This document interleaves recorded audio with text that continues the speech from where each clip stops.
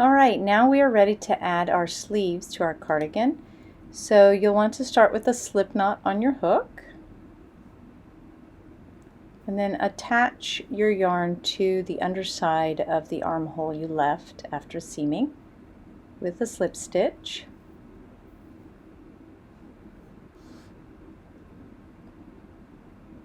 Once you've got your yarn attached, then you can chain one and single crochet in that same spot.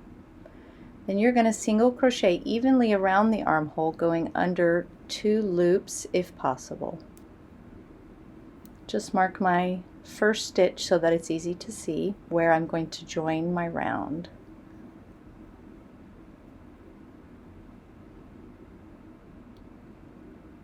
Okay, I am at the end of the first round, so I'm going to join my last single crochet to the first one that I marked with a slip stitch.